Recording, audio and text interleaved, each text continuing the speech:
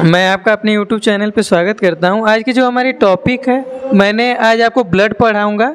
Blood में आप जानते हैं कि ब्लड जो हमारे शरीर का सबसे इम्पोर्टेंट जो है कि कनेक्टिव टिश्यू है। आपको मैंने कनेक्टिव टिश्यू में बताया था कि कनेक्टिव टिश्यू का काम क्या होता है, जो पूरी बॉडी को जोड़ के रखता है। ठीक, तो मैंने यहाँ पे देखिए लिखा हुआ है ब्लड में मैंने यहाँ पे लिखा है सीरोलॉजी और हिमेटोलॉजी। और आप जानते हैं कि जो सीरम आपने पढ़ा होगा, क्योंकि ब्लड में आपका क्या होता है, सीरम होता है। ठीक, अभी मैं एक एक करके यहाँ पे मैंने टॉपिक पहले से लिखा हुआ है और एक एक पार्ट को आपको डिटेल में बताता जाऊँगा। सबसे पहले मैंने वहाँ पे लिखा है ब्लड क्या होता है, तो ब्लड में मैंने लिखा है सीरोलॉजी और हिमेटोलॉजी।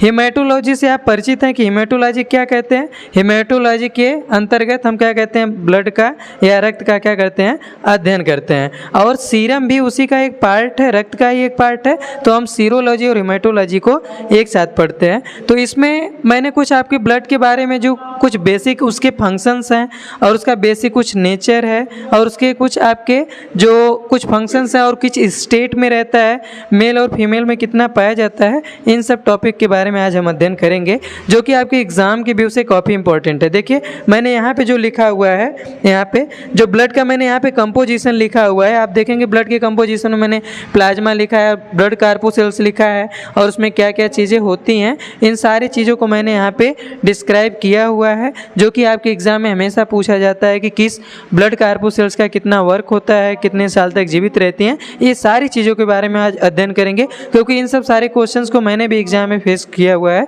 तो देखिए ध्यान से, यहाँ पे मैंने सबसे पहले लिखा है स्टेट, मतलब ब्लड किस स्टेट में होता है, कोलाइडल स्टेट में होता है। अच्छा, कोलाइडल स्टेट क्या है, आप जानते हैं कि जैसे आप ब्लड है, ब्लड में आपको लगता है कि केवल ब्लड ही है, ठीक, लेकिन ब्लड क्या होता है, कई सारी सेल्स का क्या होता है, कंपोजिशन होता है। ठीक, जिसमें आरबीसी, डब्ल्यूबीसी, प्लेटलेट और उसके अलावा आपकी प्लाज्मा भी रहती है। ठीक, इसमें आपका जो कोलाइडल में, जैसे आप चाय देखते होंगे, चाय तो आपको केवल चाय ही दिखती है, लेकिन उस चाय में क्या क्या घुला रहता है, चाय पत्ती घुली रहती है, शुगर घुला रहता है, उसमें चीनी रहती है और भी कई सारे मटेरियल उसमें क्या होते हैं, डिजॉल्व होते हैं, तो कोलाइडल फॉर्म में होते हैं। जैसे आपका दूध है, दूध में क्या होती है, क्रीम होती है, फैट होता है, ये सब सारी चीज़ें होती हैं, लेकिन हमको दिखता क्या है, केवल मिल्क दिखता है। उसी तरीके से ब्लड क्या होता है, कोलाइडल स्टेट में होता है। ब्लड में क्या होता है, बहुत सारी चीज़ों का यानी बहुत सारी सेल्स का क्या होता है, कंपोजिशन होता है, जिसमें क्या क्या इंक्लूड है मैंने वहाँ पे आपको लिखा हुआ है। तो और दूसरा क्या होता है, ब्लड को हम क्या कहते हैं, कनेक्टिव टिश्यू। अच्छा, कनेक्टिव, इसे टिश्यू क्यों कहते हैं, क्योंकि ये क्या करता है, कनेक्टिव टिश्यू, इसे हम क्या कहते हैं, संयोजी ऊतक। संयोजी ऊतक मतलब जोड़ने वाला ऊतक। आप जानते हैं कि हमारे शरीर में जितने भी लगभग मेटाबॉलिक एक्टिविटीज़ होती हैं, उसे कौन जो आपका, जैसे आपका मान लीजिए ट्रांसपोर्टेशन हुआ, ठीक, या आपका रेस्पिरेशन हुआ। रेस्पिरेशन के केस में आप जानते हैं, अभी मैं आपको फंक्शन में बताऊंगा कि रेस्पिरेशन में कैसे गैसियस सेक्शंस में ये वर्क करता है और किस तरीके से अगर डाइजेशन जो फूड का हो जाता है तो किस तरीके से न्यूट्रिएंट्स का ट्रांसपोर्टेशन करता है। ये सब सारे फंक्शंस मैं आपको बताऊंगा। ये हो गया हमारा, इसलिए इसे हम कनेक्टिव टिश्यू भी कहते हैं। इसके बाद इसका जो पीएच दिया है, इसका एग्जाम में आपसे पीएच बहुत बार पूछा गया है। पीएच में पूछा जाता है कि आप जानते हैं कि एसिडिक और बेसिक, एसिड कब होता है, बेसिक कब होता है और न्यूट्रल कब होता है। तो इसका जो आपका बेसिक वैल्यू होती है, तो इसमें देखिए लिखा है आपका 7.4।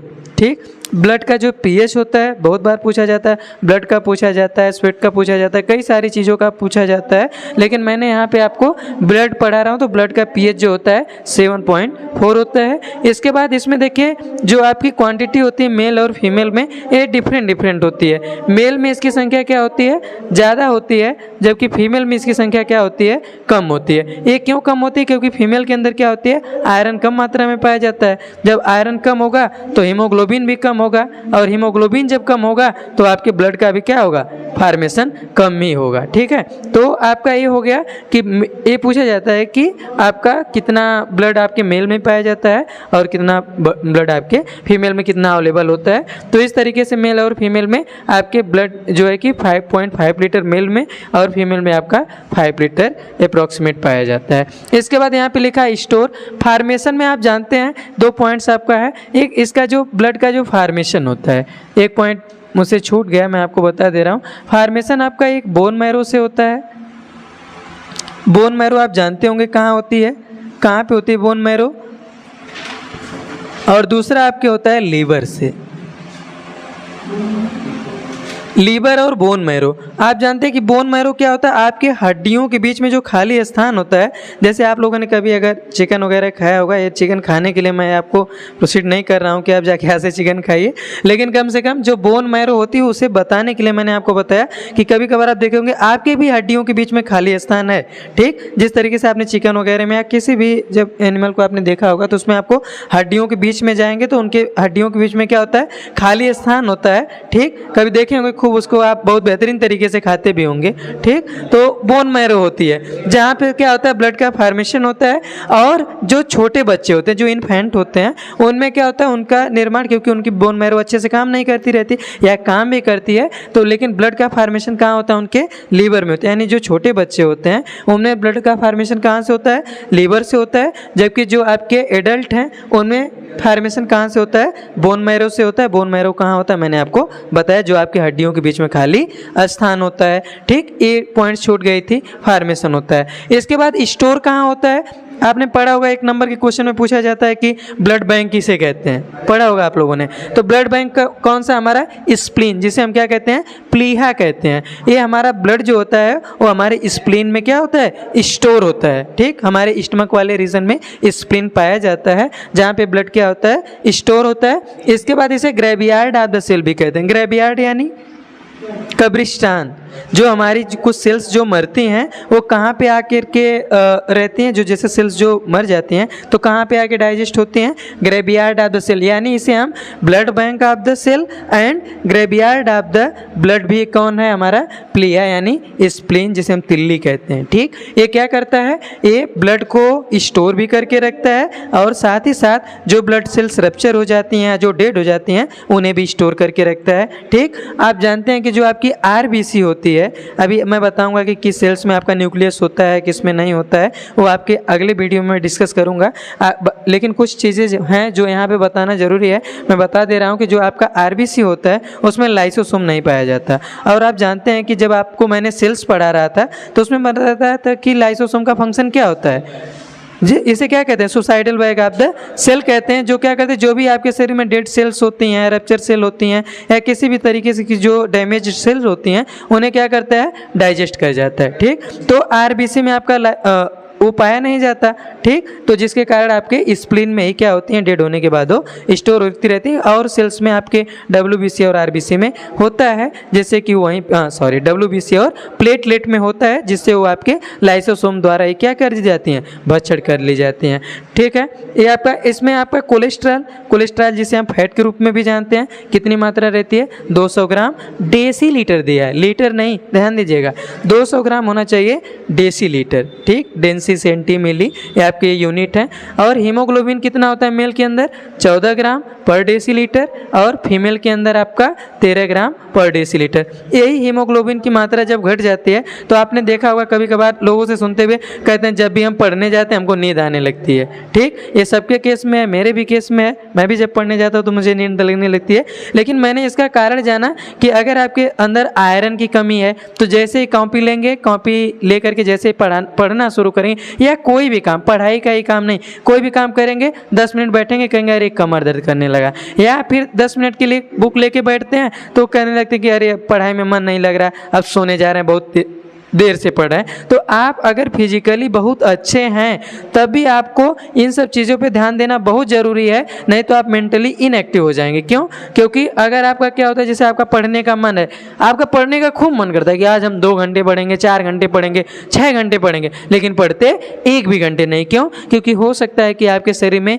हीमोग्लोबिन और आयरन की क्या हो, कमी हो। जब आयरन कम रहेगा तो हीमोग्लोबिन भी आपका कम ही रहेगा, और जब हीमोग्लोबिन कम रहेगा तो जाहिर सी बात है कि आपके शरीर के अंदर ब्लड भी क्या रहेगा, कम ही रहेगा। तो ध्यान दीजिए, अगर हीमोग्लोबिन की मात्रा आपके अंदर कम है तो किसी भी कार्य को आप अच्छे से कर नहीं पाएंगे। जैसे पढ़ने का मन तो बहुत करेगा कि हमको पढ़ना है, लेकिन जैसे ही पढ़ने जाएंगे आप तुरंत बुक लेके क्या पढ़ते पढ़ते देखते होंगे कितने लोग सो जाते हैं, 10 मिनट में बैठने फिर सो जाते हैं। तो आप इसे चेक कराइए जाकर कि हमारे शरीर के अंदर हीमोग्लोबिन है कि नहीं, तब डॉक्टर आपको आयरन की गोली दे देते हैं, या जो भी आपको मेंटेन करने वाले जो भी आपके वेजिटेबल्स हैं उनको देते हैं। देते हैं या कुछ मेडिसिन्स दे देते हैं, जिससे आपके शरीर में क्या होती है, हीमोग्लोबिन का जो मात्रा है वो बैलेंस हो जाती है और आप उस काम को क्या करने लगते हैं, प्रॉपर तरीके से करने लगते हैं। तो ध्यान दीजिएगा कि अगर आपके अंदर हीमोग्लोबिन की कमी है तो फिर आप किसी भी काम को अच्छे से कर नहीं पाएंगे। और आपने देखा होगा फीमेल्स में अक्सर क्या होता है, सर दर्द की प्रॉब्लम देखने को आपको मिलती होगी,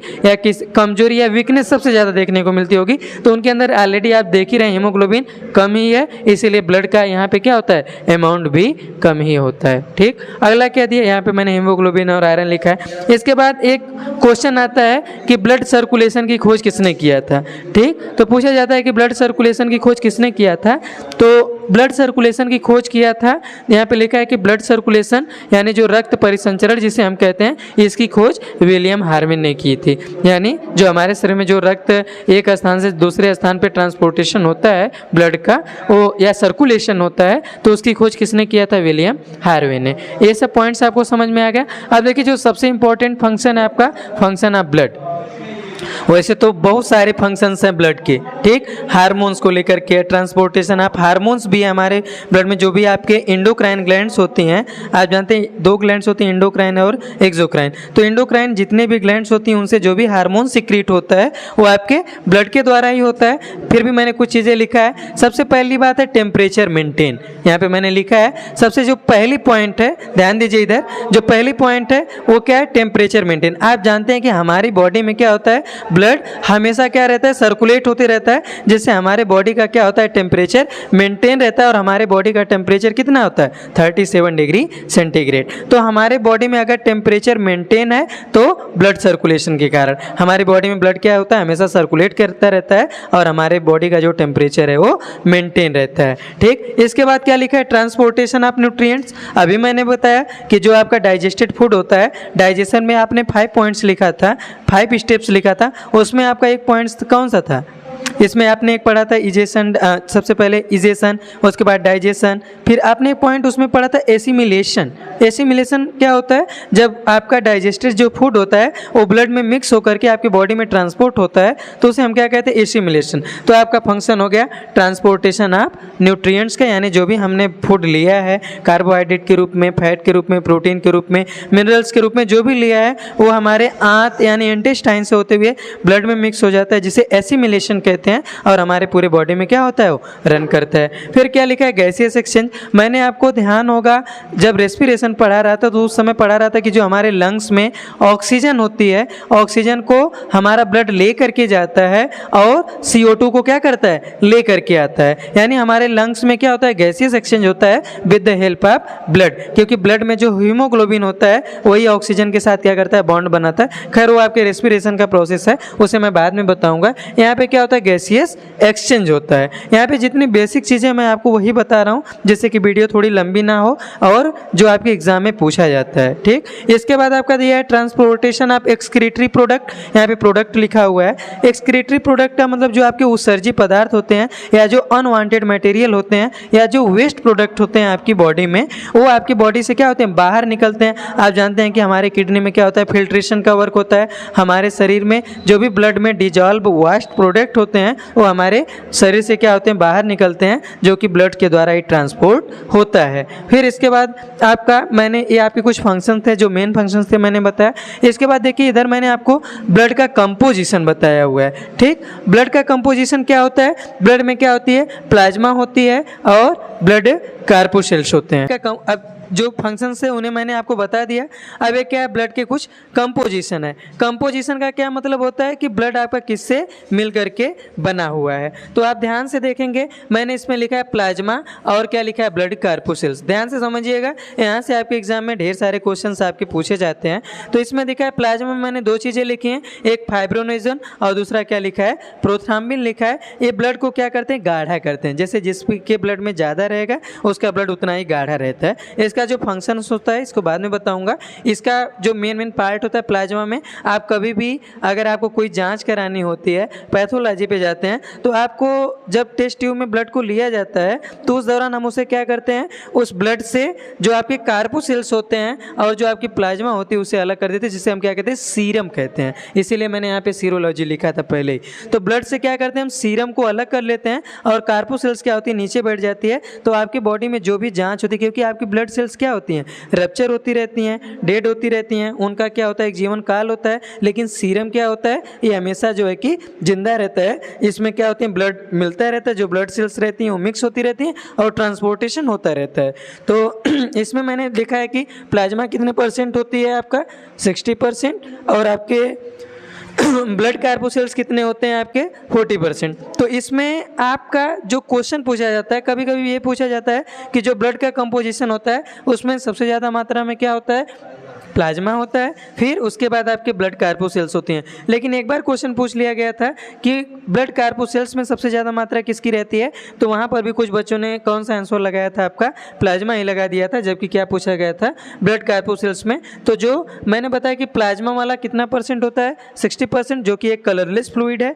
ठीक, इसमें क्या पाया जाता है, फाइब्रोनेजन और प्रोथ्रोम्बिन, जो क्या करते हैं, ब्लड को गाढ़ा करने का काम करते हैं। और साथ ही साथ इनका वर्क होता है जैसे आपको किसी भी फॉरेन पार्टिकल से क्या करते हैं, आपकी रक्षा भी करते रहते हैं। जो भी आपके फॉरेन बैक्टीरिया पार्टिकल्स होते हैं, अगर आपकी बॉडी के अंदर जाते हैं तो क्या करते हैं, उससे रक्षा करने का भी काम करते हैं। इसके बाद आपका क्या है, आरबीसी को हम स्पेसिफिक नेम में क्या कहते हैं, एरिथ्रोसाइट, जिसकी संख्या बॉडी में कितनी होती है, ब्लड में 50 लाख होती है, और इसका जीवन काल कितना होता है, 120 दिन। एक क्वेश्चन बहुत पूछा गया है। इसके बाद दूसरा है WBC, जिसे हम, इसका फुल फॉर्म है वाइट ब्लड सेल्स। इसका भी काम, वर्क क्या होता है, इसको बाद में पढ़ेंगे। इसका शेप क्या होता है, बाद में पढ़ेंगे, क्योंकि अगर मैं सारी चीज़ें एक वीडियो में करूंगा तो वीडियो लंबी हो जाएगी। WBC को हम क्या कहते हैं, ल्यूकोसाइट, जिसकी संख्या कितनी होती है, 10,000 होती है। ये काउंट आपसे पूछा जाता है कभी कभी। और प्लेटलेट क्या होती है, इसे हम कहते हैं थ्रोम्बोसाइट, और इसकी संख्या कितनी होती है, 2 लाख होती है। जीवन काल मैंने इसका आपको 120 दिन बताया, और WBC का जीवन काल कितना होता है, 4 दिन का होता है। और उसी तरीके से प्लेटलेट का काम, प्लेटलेट का जीवन काल कितना होता है, यानी लाइफ स्पैन जिसे हम कहते हैं, वो 7 दिन का होता है। तो इस तरीके से जो ब्लड के बारे में कुछ बेसिक इन्फॉर्मेशन थी जो आपके एग्जाम में बार बार पूछी जाती हैं, उसको लेकर के मैंने आपको यहाँ पे कुछ हाईलाइटेड जो चीज़ें थी उसे बताया और उन टॉपिक को आपको बताया। अगली वाली वीडियो में जब मैं आपसे मिलूँगा तो किस ब्लड सेल्स का क्या शेप होता है, क्या फंक्शंस होता है, उन सब सारी चीज़ों पे हम चर्चा करेंगे। और साथ ही साथ ब्लड ग्रुप के बारे में भी मैं आपसे डिस्कस करूँगा। तब तक आप मेरी इस वीडियो को देखते रहिए। मिलते हैं अगली वीडियो में, तब तक के लिए धन्यवाद।